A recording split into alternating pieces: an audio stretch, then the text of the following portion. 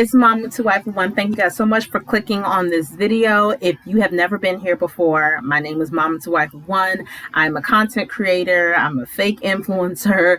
I am a mommy, a wife. I'm a literary editor. I'm an author. I'm a few different things all wrapped up into one. And I like to come on here on this here YouTube. And I like to talk about shows like Married at First Sight. So we are here to talk about what season are we on now? 25? Season 17, episode 4, called Goodbye Single Life, Hello Marriage.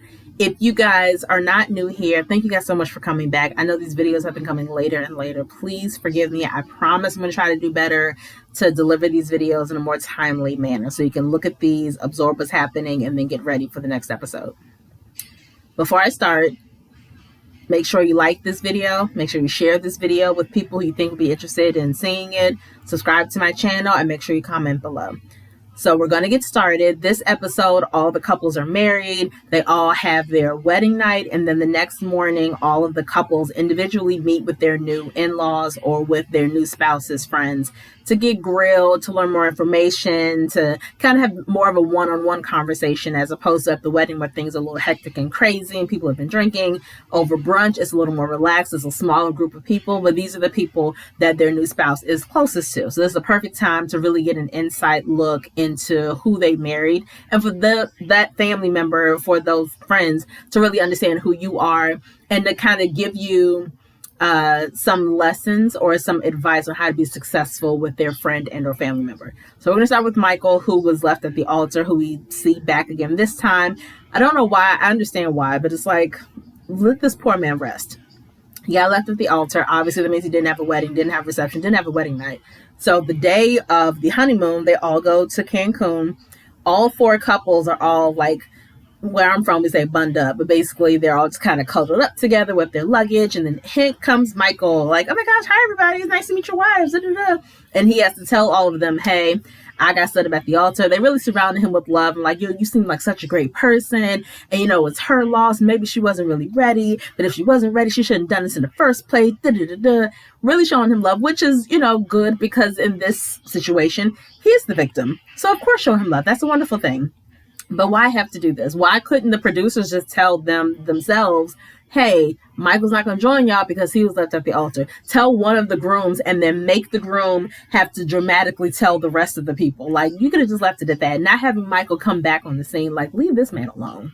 Let him rest. And, which I thought was interesting, I understand you don't want to have the girl's face. You don't want to say her name. I understand all that. But I'm almost positive that girl, the runaway bride, I'm sure she was at the bachelorette party. So I thought it was kind of weird that none of the girls made any comment about her. They're just like, oh man, that's really messed up. As opposed to, well, yeah, when I talked with her, she seemed like she was really on board. And I'm so surprised she would do this. Or I'm not really surprised, but she seemed kind of flaky or something. So the fact that none of the women offered any kind of insight as to what they may have seen or heard from the girl, I thought that was really strange.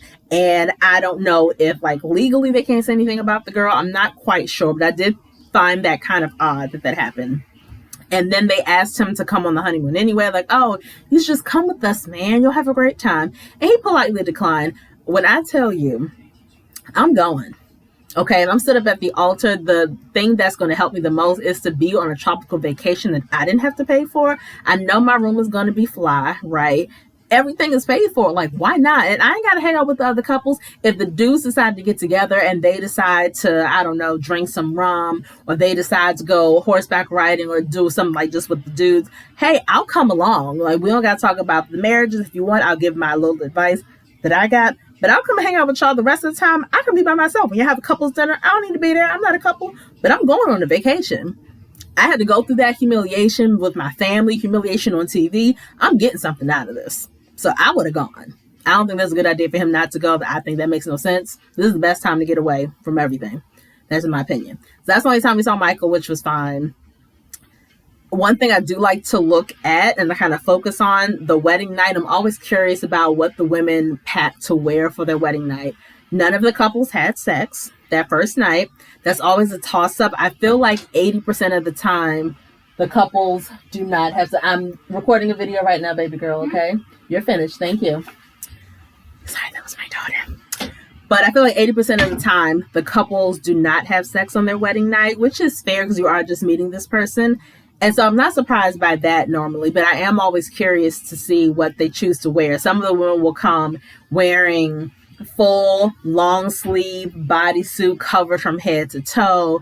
And some will come wearing like the lingerie, looking all cutesy and whatnot. So I like to look at that because I feel like for me, whether you choose to have sex or not, you should at least wear something that is comfortable for you, but also has like a little bit of sexiness to it. And I think there's so many pajama styles out there that it's not that hard to really achieve both. And I will say most of the people wore what I kind of expected them to wear, comfortable, chic, but still a little sexy.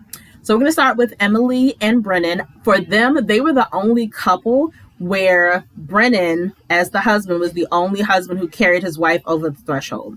And I've heard various things about this. The whole carrying over the threshold thing, some think it's only meant to happen when you're going to your house, like it's like the first house that you guys buy or your first apartment.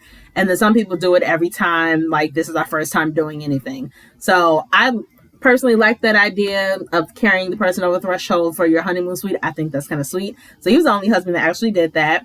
She said that she typically sleeps nude, but she wore this cute little white lingerie to bed. It wasn't like overly revealing, but it was lacy, very feminine. It was cute. She decided not to have sex. So I kind of surprised that was her decision to make. I was confused.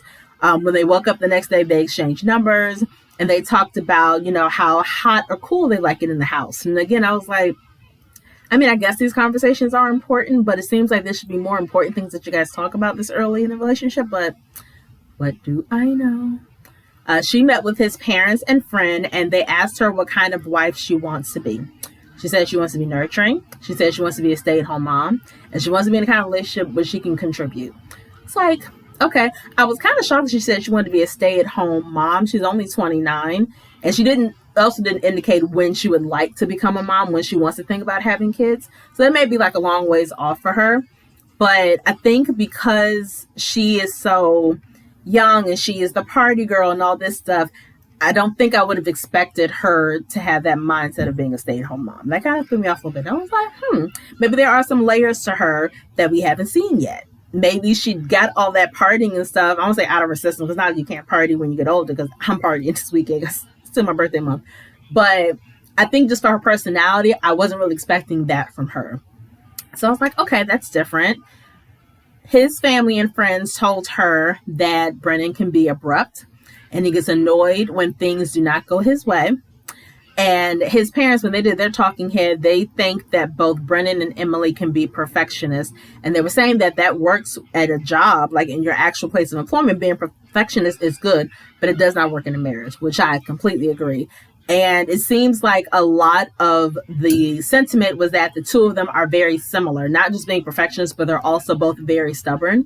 And I put in my notes, being too similar to your spouse is not really a good thing. Not similar in terms of we have similar things in common and similar things we like to do. But if you're similar in the way, let's say the way that you argue, the way you handle conflict or don't handle conflict, that isn't really a good thing, because you may think the way you do things is fine, but if the other person thinks that too, and if your way is, let's say, giving a silent treatment and you're not talking in the house, how is that helping anybody, right?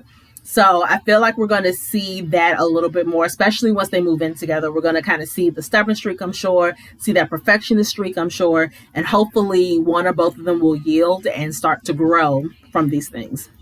When he met with her parents and sister, he told them that he liked her energy, and they warned him that she works late hours, that she's really good at her job, but that she works late hours. And I get the impression he probably does. So if he's a perfectionist at work, he probably puts in a lot of hours too. They also asked him about conflict, I guess, in terms of how he handles it. And he says he's trying to get better. But what does that mean? He didn't give any details. So you're trying to get better, but so then how do you handle it now?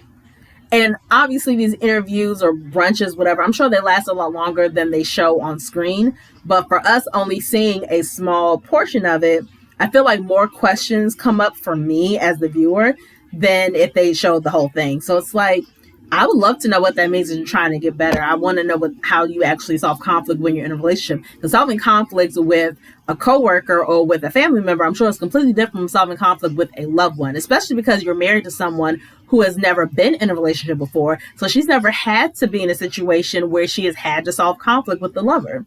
So I think that's going to be very interesting when that happens, and it always happens once they move in together. Most of the time it actually happens on the honeymoon. Even though you haven't officially moved in, you are sharing space with this person 24/7 in an island, and you cannot get away. So I'm sure we're going to see some good old drama.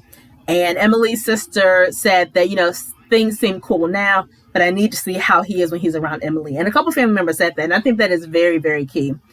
There's not a saying, but people say when you meet somebody, you're not really meeting them, you're meeting their representative, because of course they're going to put their best foot forward. And obviously, if I just married your son at first sight, this is only your second day meeting me, only my second day of even knowing your son, who is now my husband. Obviously, I'm going to show you the best parts of me so you can feel confident in knowing that your son is being well taken care of as my husband, right? However, that's me knowing you the second day and me still trying to impress you and still trying to impress him. But once we're around each other, that does give you a better indication of how this person is on a day-to-day basis. Because no matter how much you try to put on that mask of being cool and collected and funny and charming and all that stuff, if you're with this person in public, at some point that armor is going to crack because you can't hold it up forever. And if you're really close to somebody, unfortunately, I say this all the time, the people you're closest to know how to push your buttons the most. And it's going to be darn near impossible for you to remain calm, cool, and collected if they start saying or doing something that's going to piss you off. So that is the best way to gauge how you are as a person and how you are as a wife. So I think that's going to be interesting. That always happens when the couples come back from the honeymoon, they move in together and they all live in the same apartment complex. At some point, they have a housewarming party, and that's when they'll invite their closest friends, sisters, family members, whatever. And that's when they really get to see them and actually get to see them around each other. And that's always really eye-opening for the family and friends. And that's all that really happened with Emily and Brennan. For Austin and Becca, she wore a pink shirt with flowers with matching shorts. It was okay. It wasn't overly cute. It just looked more comfortable. I was like, okay. But keep in mind, this is also the person who has a lot of medical issues. So this is comfortable for her. She can't wear things that are too tight. She probably has some scars on her body from the surgery that she's gone through. So she may be sensitive to showing certain parts of skin. So that could be a thing as well. They both feel very, very comfortable with each other. They're liking the vibe of each other. The energy is really good, which is cool. The next morning, because I was curious about when she would tell him about our health challenges. So she told him the next morning over breakfast before he even met with her friends. So I really love that she had a conversation. She told him that, and actually a video person, internet person I used to follow has the same thing that she has. And I can't pronounce it. I'm not going to pronounce it. I'm not going to try. But I know that because of that condition, he's constantly in some kind of pain. The pain isn't always at a 10, but he always has some kind of pain or discomfort. And she basically told him the same thing. She's in constant pain, but she manages it. And he assured her that he won't see her as a burden. And she was grateful that, she not confessed, but I guess opened up about her challenges so early in the process. And I'm happy too, because obviously it's not something she'd been able to hide for long. And I can understand her being nervous about expressing that side of herself, especially because it seems like in the past that has been considered a burden by other people. People have made her feel like a burden. So I'm sure that wasn't easy for her, but I'm glad that she expressed herself. I'm glad that he handled it the way he did. One thing I didn't care for, when he met with her friends to kind of, again, the purpose of having this brunch is for them to get to know the new spouse a little bit better. And for that new spouse to kind of get insight, okay, what should I know about Becca? What kind of things should I look out for? How should I handle it when she's upset or has a bad day? Like, this is the time to have these kinds of questions one-on-one, the people who know your wife or your husband best, right? And one thing that bothered me, all of the questions they asked revolved around her sickness. And I guess once they found out that Becca had told Austin about all the things going on in her life in terms of her health, all the questions kind of revolved around, okay, well, how do you feel about that? And keep in mind, she says she's okay all the time, but a lot of times she handles things by herself and doesn't ask for help. So I'm really glad that she'll have somebody there who can really see what's going on, who can make sure that she's taking care of herself.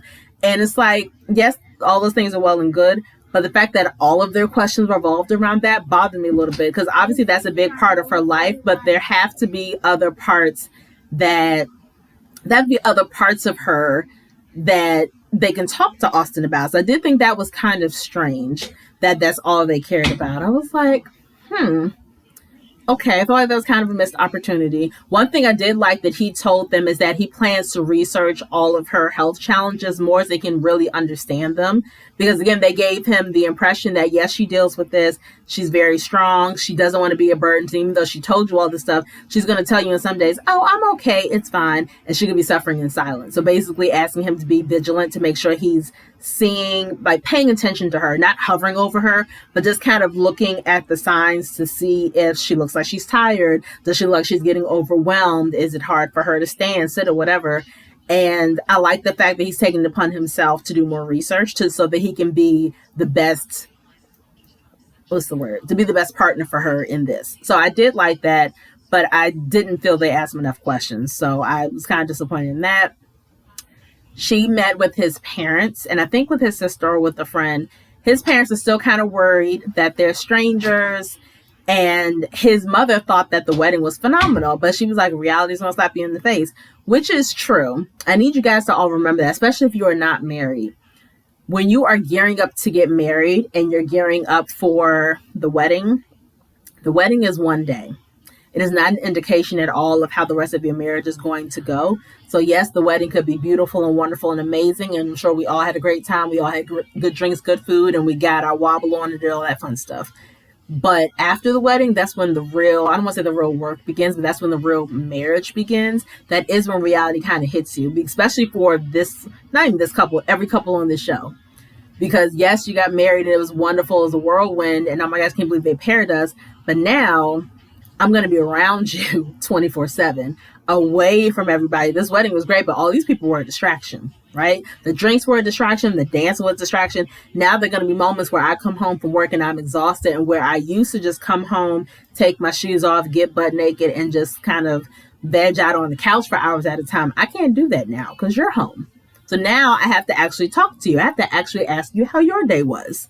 That's a big adjustment, especially if you have never lived with the person before. If you've never been married before, that's an adjustment. So she wasn't lying, and I felt like she wasn't trying to be mean or trying to scare her new daughter-in-law. It was more like, hey, just let you know, stuff is going to go down, so just be prepared for it. The mother's concern is that, she was like, my concern is my son's heart, and because he's an only child. So that's all she got is Austin. My concern is for him. And her concern is also for Becca. So I feel like she does like Becca. Becca and Austin definitely seem well suited to each other. They both have great energy, like I said.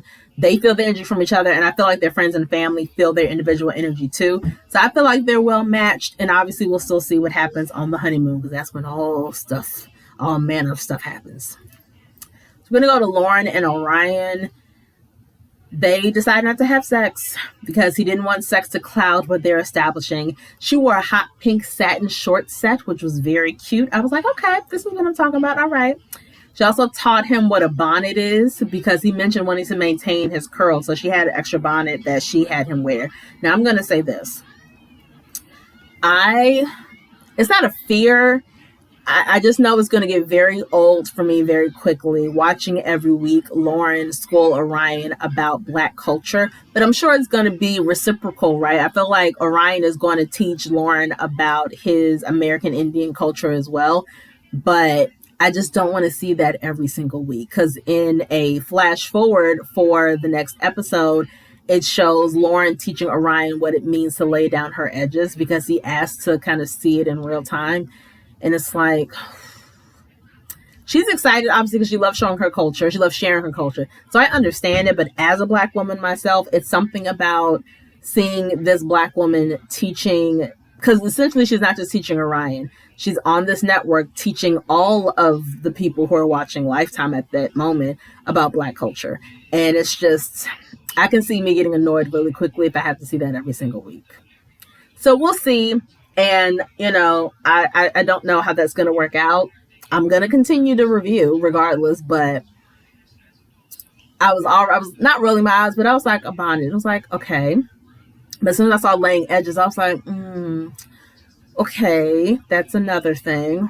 All right. So like I said, we'll see. But you may hear me complaining about that in the future. We'll just have to see how this season goes, right? Ugh. So one thing she admitted to him is that sometimes it's hard for her to talk about her feelings and that she doesn't like to argue. Now, the doesn't like to argue part, I can kind of understand that, but I don't know if she has made the distinction between an argument and a disagreement. And someone explained this before. I think it was a podcast I was listening to, and I'm going to mess it up. But they were saying a disagreement is for coming to a conclusion. An argument is for proving that you're right. And I was like, oh, that is good. And it's just all about your intention. If we have different, varying opinions on how something should be done, but I'm willing to compromise, you're willing to compromise, then we had a disagreement and we came to a conclusion and boom, we're over it. If we have an argument, that means, because I'm not going to say names, but there used to be someone that I dealt with in my past who I considered an argument, because I'm quick to say, you know what, we'll agree to disagree. I'm very quick to do that because I'm not about to sit here with you for another 30 minutes talking about the same things over and over and over again. But this person's from my past, whenever we would have a disagreement on something, my intention was to allow you to see my point of view. His intention was for me to change my mind to now share his opinion. And it's like, but I'm not, because I don't think that I'm wrong in what I believe in. You're not willing to hear what I'm saying because it's opposite of what you say. But that doesn't mean I'm wrong, and that doesn't mean that you're right. It means that we can both be right and wrong at the exact same time, and he just wasn't hearing it. And I had to tell him, like, this isn't productive. I don't want to do this with you. And the longer we go back and forth, it's making me kind of lose respect for you because I feel like you're not respecting what I'm saying. So I say all that to say that her saying she doesn't like to argue, hopefully she understands the distinction between an argument and a disagreement. And she understands, okay, I don't want to just argue for the sake of arguing, but I understand disagreeing, and I'm fine with like talking about how we can compromise so that we both are happy with the decision. I'm hoping that's what it is. So she had brunch with his sister and his mother, and he warned her to be ready for any out-of-pocket questions. They asked her what her intentions are. She said she wants to be a loving partner and be loved in return, and she wants him to feel like he belongs. The sister said they're biracial. I don't know with what, though. I'm assuming white. They didn't specify. So I'm assuming he's white and American Indian. I don't know. I wasn't sure at all. The sister asked about their age difference because they're 4 years apart. Lauren is 31 and Ryan is 27. She said, it's not an issue now that I know him. It doesn't really matter. And they warned her that he needs to decompress after work before like getting hugs and kisses, which is a good thing, because had she not known that, and she gets home from work and sees him, and she may immediately go up to him like, oh my gosh, husband, you're home. And he may be like, look, no, I need a breather for a minute. Give me a minute, and then I'll give you all the attention that you need. And had she not known that he needs that time, then she would have experienced that and immediately been in her head thinking, oh my gosh, he doesn't love me anymore. He doesn't like me. What did I do wrong? So it was like, okay, that was a good thing to warn her about, I guess. He met with her brother and friends. He talked about how his father left at an early age, and as a result, he wants to go out of his way to protect his family, which is, obviously a good thing. He said he feels empowered being around Lauren. And they kept talking about how, yeah, because she's a strong Black woman. That description doesn't sit well with everybody. I feel like, and also this is probably, I don't want to say it's an ignorant question, but I only hear strong used as an adjective to describe Black women. In other cultures, do they say strong white woman or strong Latino woman, strong Asian woman? And I'm not asking that to be controversial. I'm curious because I don't know. I'm not in those cultures. I'm very curious to know. If you know, please comment below. I really would love to know that. That's how her friends describe her to him. And he talks about how he was raised by women, so he holds them in the highest regard. However, he doesn't like being told what to do. Excuse me. So I feel like being forgive me, guys. Being a strong woman can mean a lot of different things. And for him being raised by women, yes, that means he appreciates women, he loves them, he is thinks they're wonderful, amazing creatures. And yes, we are. But Again, he told her father, I don't like being told what to do. So that means you were raised by these women who were very quote unquote strong women, probably alpha women. Lauren seems like she's an alpha woman. And I guess depending on how she may approach different situations, that could cause some kind of issues with him, I would imagine, because Orion seems like he's soft-spoken, but I think he's also one of those people that doesn't take any mess, right? He's not going to let anybody walk all over him, even if it's his wife. He's not going to hesitate to say, no, I don't like that. Please don't do this. And I'm hoping that he'll be open and honest about how he's feeling about the situation, as opposed to just shutting her down because maybe he gets triggered by something she says, something may remind him of his mother, his grandmother, whatever. I'm hoping he'll be like, look, I was raised this way, and as a result, I don't take kindly to a woman saying this or using this tone of voice or whatever. Hopefully that's a conversation that'll happen if they're at the height of something and she gets into her quote unquote strong black womanness. Hopefully he'll sit down and be like, look, I'm having this reaction because this is reminding me of how my mother and my grandmother did X, Y, and Z. Yes, they were strong women. Yes, I respect them dearly, but I always promised something when I got married. That's not how I want my wife to talk to me. And that's fine. Have that conversation early, have it often, because that has to happen. And with me and my husband, as long as we've known each other 20 years now, I had to tell him at some point, look, when I was growing up, the way my parents had conversations, my mother's voice naturally got louder. She wasn't yelling per se, but her voice naturally gets louder when she's upset. And my father, he is quick to do the silent treatment.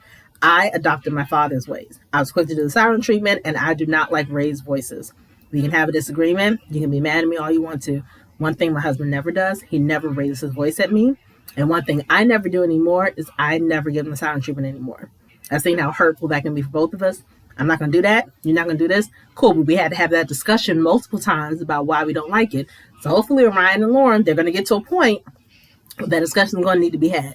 So hopefully they'll have it and they'll both listen to each other and be open to listening to each other, and they'll be good. But I personally, I don't really see a connection with them. I feel like they have a very mature connection. It's not like a sexual flirty connection like with Emily and Brennan. It's more of a mature thing where it's like, oh, yes, I wanted a wife. You seem like you're going to be a good wife. Oh, you seem like you're going to be a good husband. Okay, this is going to work. It feels more like that. Not like, oh, you sexy and I can't wait to do this. It doesn't feel like that at all. But who knows? Maybe they are wildly attracted to each other. No idea. Okay, the last one is Cameron and Claire. They're weird. Well, not there. I think Cameron is weird. And I said this in a Facebook group that focuses on Black women who like Married at First Sight. So shout out to you guys. I don't know how I feel about Cameron. And I said last week, he seemed kind of awkward to me. She finds him very funny. I still think he's kind of awkward. I think their chemistry is really weird. He's attracted to her. I think she's attracted to him. He said that she's not giving any sexual energy. And I agree. I don't think she is, but I don't think he is either. And he admitted last week that he's not good at talking about his feelings. Like he's better at showing how he feels about somebody as opposed to telling them. She's a therapist though. So she is, grew up or as an adult, she talks all the time. So she needs to hear the words. And in her family, they talk a lot. They need to hear the words is what they do. So I feel like he likes her and wants to be more physical with her. And I think he mentioned that he wants to do that. And I think she said, no, I'm not ready in terms of like touching, I guess. So their wedding night, she wore a black satin short set. It was very cute, very nice. She doesn't know if he's attracted to her. So she doesn't want to scare him by trying to cuddle with him. But it's like, if you're so big on words, why don't you just ask him? I mean, granted, that is a vulnerable question to ask. I understand that. But even maybe don't ask him if he thinks you're attracted to him. Just say, hey, I really want to cuddle before we go to sleep. Is that okay? And just kind of go from there. But she didn't say anything. And so because she didn't say anything, he's probably thinking the same thing, that, oh, she's not attracted to me because she's not trying to touch me. And she's not giving off the vibe that she wants me to touch her. So instead, he said goodnight laying on top of the covers. They didn't even kiss goodnight. I was like, that's weird. And wrote in my notes, they're both in their heads and neither of them are using their words. So they're both just like thinking the worst and just like went to sleep. I was like, you guys are grown. Like, what are you doing? You're grown and one of you is a therapist. It's like, okay. So I thought that was strange. She thinks that they're sparks, but they need to develop, especially because the first night was so awkward. I don't see no sparks, but I'm also not her. So I'm not going to feel what she feels, but I'm just going to say what I see and what I don't see. I don't see no sparks, personally. And, okay, he met with two of her sisters and her mom, and he told them that it's hard for him to verbalize how he feels. And they think he's nice, but they told him that he needs to be more communicative, which is what everybody's been telling him for the most part.